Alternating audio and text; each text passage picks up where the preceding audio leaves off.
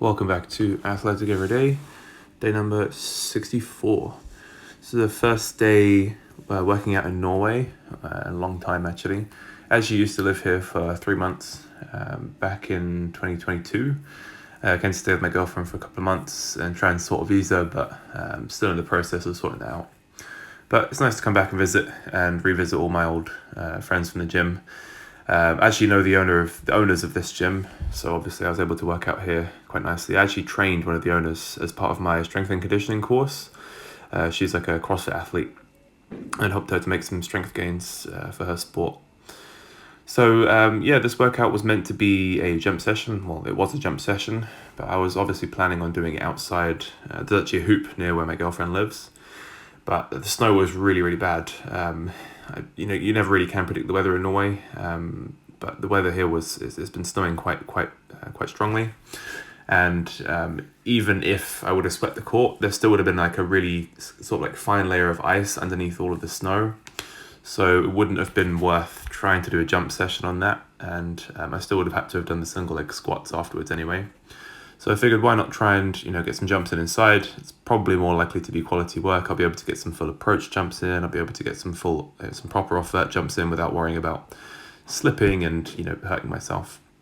If you've got a resource of a gym and you're able to use that, then you may as well use it. So it felt a little bit weird doing this workout in here because there was actually a class going on in the background. You'll probably see it as this video progresses. So I kind of was relegated to this space in the corner of the gym. Obviously, I'm really grateful to have any space at all that's not covered in slippery ice.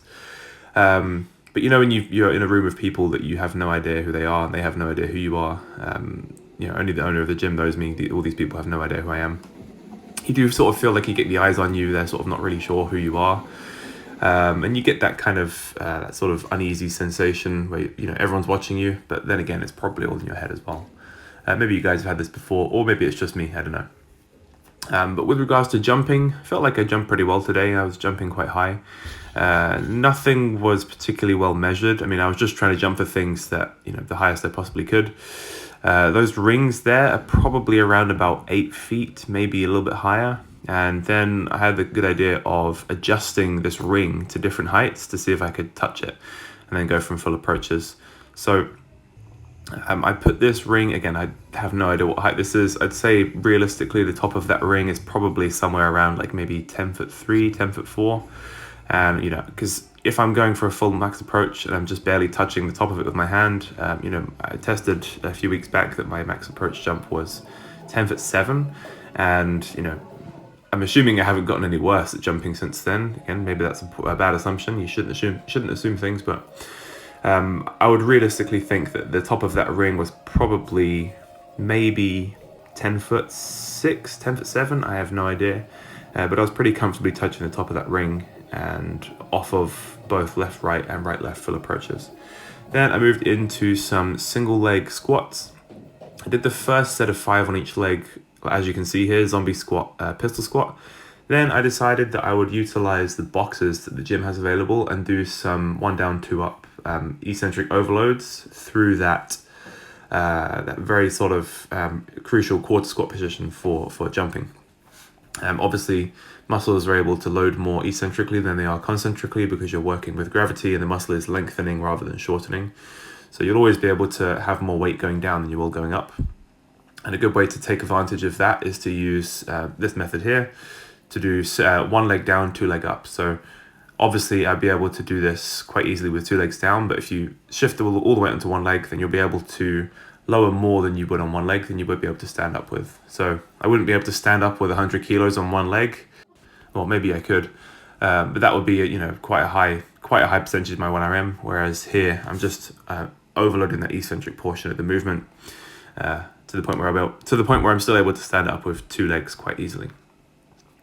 Then I finished up the session with some quarter squats, and I supersetted them, some quarter box squats, and I supersetted that with some box squat vertical jumps, so I can get a nice bit of contrast in there. Again, I was just kind of messing around. This wasn't on the program, but I don't know what it was. After I did this set, I was like, you know what? I really do feel like exploding, but making the most of this potentiation I just got from these squats.